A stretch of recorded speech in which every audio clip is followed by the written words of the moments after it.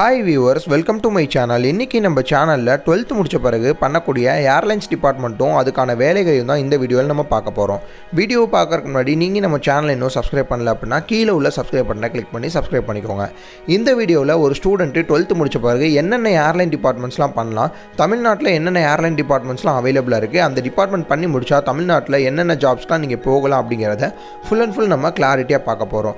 அதுக்கு முன்னாடி நீங்கள் ஏர்போர்ட் டிபார்ட்மெண்ட் படிக்கணுங்கிற இன்ட்ரெஸ்ட்டில் இருந்தீங்க அப்படின்னா நம்மளுடைய சேனலை லைக் பண்ணி வச்சுக்கோங்க.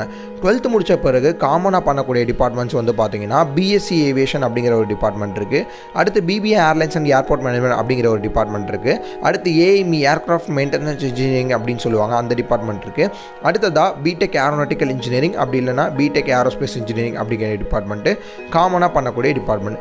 இந்த டிபார்ட்மெண்ட்ஸில் பிஎஸ்சி ஏவியேஷனுக்கு வந்து பார்த்தீங்கன்னா 3 years நீங்கள் படிக்கிற மாதிரி இருக்கும். இதோட குவாலிஃபிகேஷன் வந்து பார்த்தீங்கன்னா 12th நீங்கள் மேக்ஸ் குரூப் இருக்கணும். அதாவது 12th முடிச்சிருக்கிறதுல மேக்ஸ் டிபார்ட்மெண்ட் இருந்தால் தான் உங்களால் பிஎஸ்சி ஏவியேஷன் பண்ண முடியும். இது வந்து 3 years நீங்கள் ஸ்பெண்ட் பண்ணி படிக்கிற மாதிரி இருக்கும். இந்த டிபார்ட்மெண்ட் ஆல்மோஸ்ட் பைலட்டுடைய சப்ஜெக்ட்ஸை ஒரு 40% கவர் ஆயிரும் அப்படிங்கிற மாதிரி சொல்லுவாங்க. பிஎஸ்சி ஏவியேஷன் நீங்கள் பண்ணீங்க அப்படின்னா பைலட்டில் பண்ணக்கூடிய சப்ஜெக்ட்ஸில் 40% உங்களுக்கு பிஎஸ்சி ஏவியேஷன்லேயே கவர் ஆயிரும். ஸோ நீங்கள் பிஎஸ்சி ஏவியேஷன் முடிச்சுட்டு நெக்ஸ்ட்டு வந்து பைலட் பண்ண போகிறீங்க அப்படின்னா உங்களுக்கு பைலட் படிக்கிறதுக்கு ரொம்பவே யூஸ்ஃபுல்லாக இருக்கும். பிஎஸ்சி ஏவியேஷன் நீங்கள் படித்து முடித்த பிறகு ஏர்லைன்ஸில் வந்து பார்த்தீங்கன்னா நீங்கள் 70% பிளேஸ்மெண்ட்ஸ் வாங்கலாம். ஏர்போர்ட்டில் ஒரு 30% பிளேஸ்மெண்ட்ஸ் வாங்கலாம். ஸோ ஏர்போர்ட்டில் என்ன மாதிரியான ஜாப்ஸ்லாம் இருக்கும் அப்படின்னு பார்த்தீங்கன்னா ground staff handling, VIP handling, next வந்து விசா செக்கர், பாஸ்போர்ட் செக்கர், இந்த மாதிரி உங்களுக்கு எக்கச்சக்கமான கிரவுண்ட் ஸ்டாஃப் ஹேண்ட்லிங் ஒர்க்லாம் இருக்குது. ஏர்லைன்ஸில் நீங்கள் என்ன மாதிரி வேலை பார்ப்பீங்க அப்படின்னா ஃபியூல் செக்கிங் பண்ணுறது, அடுத்து பேசஞ்சர்ஸ் வந்தாங்க அப்படின்னா அவங்கள ரிசீவ் பண்ணுறது, ரேம்பில் ஒர்க் பண்ணுறது, இந்த மாதிரி டெக்னிக்கல் ஜாப்ஸும் உங்களுக்கு நிறையா இருக்கும். 70% நீங்கள் டெக்னிக்கல் ஜாப்ஸ்க்கு போகலாம். 30% நீங்கள் ஏர்போர்ட் சைடு உங்களால் வேலைக்கு போக முடியும். பிஎஸ்சி ஏவியேஷன் பண்ணிங்க அப்படின்னா ஏர்லைன்ஸ்லேயும் உங்களால் ஒர்க் பண்ணிக்க முடியும், ஏர்போர்ட்லேயும் உங்களால் ஒர்க் பண்ணிக்க முடியும். ஓகே, செகண்ட் டிபார்ட்மெண்ட் வந்து பார்த்தீங்க அப்படின்னா BBA airlines and airport management. இந்த டிபார்ட்மெண்ட் ஒரு மேனேஜ்மெண்ட் டிபார்ட்மெண்ட். அதாவது பிஸ்னஸ் யாராவது பண்ணணும், பிஸ்னஸில் எனக்கு ரொம்ப இன்ட்ரெஸ்டடாக இருக்குது அப்படின்னு கேட்டிங்கன்னா இந்த டிபார்ட்மெண்ட் உங்களுக்கு ரொம்பவே யூஸ்ஃபுல்லாக இருக்கும். இந்த டிபார்ட்மெண்ட்டில் 100% நீங்கள் ஏர்போர்ட்டில் மட்டும்தான் ஒர்க் பண்ண முடியும். ஸோ என்னென்ன ஜாப்ஸ் அப்படின்னு கேட்டிங்கன்னா manager, assistant manager, supervisor, cargo டிபார்ட்மெண்ட்டில் உங்களால் ஒர்க் பண்ணலாம். அடுத்து வந்து பார்த்தீங்க அப்படின்னா கிரவுண்ட் ஸ்டாஃப் ஹேண்ட்லிங்கில் உங்களால் ஒர்க் பண்ணலாம், விஐபி ஹேண்ட்லிங்கில் ஒர்க் பண்ணலாம். ஸோ கிரவுண்ட் ஸ்டாஃப் ஹேண்ட்லிங்கில் மேனேஜ்மெண்ட் சம்மந்தப்பட்ட இருக்கக்கூடிய டிபார்ட்மெண்ட்ஸில் உங்களால் ஒர்க் பண்ணிக்க முடியும். இந்த டிபார்ட்மெண்ட்டும் 3 years நீங்கள் ஸ்பெண்ட் பண்ணி படிக்கிற மாதிரி இருக்கும். இதுக்கு நீங்கள் 12th என்ன குரூப் எடுத்திருந்தாலும் உங்களால் இந்த டிபார்ட்மெண்ட் பண்ண முடியும். ஏன் அப்படின்னா இது ஒரு ஆர்ட்ஸ் டிபார்ட்மெண்ட். அதனால் நீங்கள் 12th எந்த குரூப் எடுத்திருந்தாலும் ஓகே, இந்த டிபார்ட்மெண்ட் உங்களால் பண்ண முடியும். அடுத்ததாக ஏஎம்இ ஏர்க்ராஃப்ட் மெயின்டெனன்ஸ் இன்ஜினியரிங். இந்த டிபார்ட்மெண்ட் வந்து பார்த்தீங்கன்னா 12th மேக்ஸ் குரூப் எடுத்திருக்கவங்களால் மட்டும்தான் பண்ண முடியும். இந்த டிபார்ட்மெண்ட் ஒரு மெக்கானிசம் சம்மந்தப்பட்ட டிபார்ட்மெண்ட். இந்த டிபார்ட்மெண்ட் நீங்கள் பண்ணி முடிச்சிங்க அப்படின்னா ஆல்மோஸ்ட் ஏர்லைன்ஸில் மட்டும்தான் ஒர்க்குக்கு போகிற மாதிரி இருக்கும். ஃபுல் அண்ட் ஃபுல் டெக்னிக்கல் ஓரியன்டாக ஜாபுக்கு போகிற மாதிரி இருக்கும்.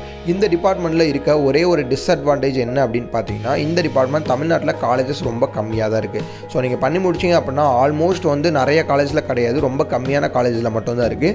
ஜாப் போகிறதுமே உங்களுக்கு கொஞ்சம் கஷ்டமாக இருக்கும். பட் ஜாப் போயிட்டீங்க அப்படின்னா இது ஒரு நல்ல டிபார்ட்மெண்ட் அப்படின்னே சொல்லலாம்.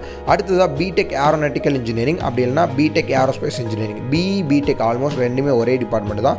அண்ணா யூனிவர்சிட்டி அஃபிலியேட்டடில் வரும்போது பிஇ அப்படின்னு வரும். ஸோ நீங்கள் டீம்டு காலேஜஸில் பண்ணும்போது பிடெக் அப்படின்னு சொல்லுவாங்க. இந்த டிபார்ட்மெண்ட் தமிழ்நாட்டில் நிறைய காலேஜஸில் அவைலபிளாக இருக்குது. பிடெக் ஏரோஸ்பேஸ் அப்படிங்கிறது ரொம்பவே கம்மியாக இருக்குது. But BTech aeronautical engineering, BE aeronautical engineering தமிழ்நாட்டில் நிறைய காலேஜஸில் அவைலபிளாக இருக்குது. இந்த department one of the best department அப்படின்னே சொல்லலாம். நான் சொன்ன 3 டிபார்ட்மெண்ட்டு கூட கம்பேர் பண்ணும்போது இந்த டிபார்ட்மெண்ட் ஒரு ப்ரொஃபஷனல் டிபார்ட்மெண்ட், இன்ஜினியரிங் டிபார்ட்மெண்ட், ஒரு டெக்னாலஜி டிபார்ட்மெண்ட். அதனால் இந்த டிபார்ட்மெண்ட் பண்ணிங்க அப்படின்னா ஃபுல் அண்ட் ஃபுல் நீங்கள் ஜாப் ஓப்பனிங்ஸ் எல்லாமே உங்களுக்கு நிறையா இருக்கும். அதே மாதிரி இந்த டிபார்ட்மெண்ட் நீங்கள் பண்ணிங்க அப்படின்னா சேலரி வைஸுமே உங்களுக்கு மற்ற டிபார்ட்மெண்ட்டில் கிடைக்கிறத விட அதிகமான சம்பளம் தான் இந்த டிபார்ட்மெண்ட்டில் கிடைக்கும். ஆல்மோஸ்ட் அந்த டிபார்ட்மெண்ட்ஸ் கூட கம்பேர் பண்ணும்போது பிடெக் ஏரோநாட்டிக்கல் இன்ஜினியரிங் ஒரு நல்ல டிபார்ட்மெண்ட் அப்படின்னே சொல்லலாம். இந்த டிபார்ட்மெண்ட் ஏன் பண்ண மாட்டாங்க அப்படின்னா இது 4 years கொஞ்சம் மேக்ஸ்லாம் வரும், கொஞ்சம் கஷ்டமாக இருக்கும் அப்படிங்கிற மாதிரி சொல்லுவாங்க. பட் பிஎஸ்சி ஏவியேஷன், பிபிஏலாம் நீங்கள் பண்ணிங்க அப்படின்னா அந்தளவு உங்களுக்கு டஃப்பாக இருக்காது, அது கொஞ்சம் ஈஸியாக இருக்கும். அதனால் அந்த டிபார்ட்மெண்ட்ஸ் நிறைய பேர் வந்து ப்ரிஃபரன்ஸ் கொடுக்குறாங்க. பட் நீங்கள் அந்த டிபார்ட்மெண்ட்டோட கம்பேர் பண்ணும்போது பிடெக் ஏரோநாட்டிக்கல் இன்ஜினியரிங் ரொம்பவே நல்ல டிபார்ட்மெண்ட். என்னால் 4 years படிக்க முடியாது, 3 years மட்டும் தான் படிக்க முடியும். படித்து முடிச்சோன்னே நான் வேலைக்கு போகணும், சம்பளம் எனக்கு எதுவாக இருந்தாலும் பரவாயில்ல, படித்து முடிச்சோன்னே வேலைக்கு போகணும், நான் எனக்கு மேக்ஸ்லாம் ரொம்ப வராது அப்படின்னு யாராவது இருந்தீங்க அப்படின்னா தாராளமாக நீங்கள் பிஎஸ்சி ஏவியேஷன் அப்படி இல்லை அப்படின்னா பிபிஏ தாராளமாக நீங்கள் சூஸ் பண்ணலாம். இன்கேஸ் நான் சொன்ன இந்த டிபார்ட்மெண்ட்ஸில் ஏதாவது ஒரு டிபார்ட்மெண்ட் உங்களுக்கு பிடிச்சிருக்கு, அந்த டிபார்ட்மெண்ட்டோட காலேஜஸ் தமிழ்நாட்டில் எங்கே இருக்குங்கிறது எனக்கு தெரியல, எனக்கு ஒரு ப்ராப்பரான கரியர் கைடன்ஸ் வேணும் அப்படின்னு ஆசைப்பட்டீங்கன்னா டிஸ்கிரிப்ஷன் உள்ள நம்பருக்கு கால் பண்ணிங்கன்னா 24/7 தான், எந்த டைம்னாலும் நீங்கள் கால் பண்ணி உங்களுக்கு என்ன கைடன்ஸ் தேவையோ, ஏர்லைன்ஸில் என்ன கைடன்ஸ் தேவையோ நீங்கள் தாராளமாக அவங்கள்ட்ட ஹெல்ப் கேட்டுக்கலாம். ஸோ காலேஜோட டீட்டெயில்ஸ் அவங்களே உங்களுக்கு அப்டேட் பண்ணிடுவாங்க. இந்த மாதிரியான மோர் அப்டேட்ஸ்க்கு நம்மளுடைய சேனலை சப்ஸ்கிரைப் பண்ணி வச்சுக்கோங்க. உங்கள் ஃப்ரெண்ட்ஸ் அண்ட் ரிலேட்டிவ்ஸ் யாராவது ஏர்லைன்ஸ் படிக்கணுங்கிற இன்ட்ரெஸ்ட்டில் இருந்தாங்கன்னா அவங்களுக்கு நம்மளுடைய சேனலை ஷேர் பண்ணுங்கள். நெக்ஸ்ட் வீடியோவில் பார்க்கலாம்.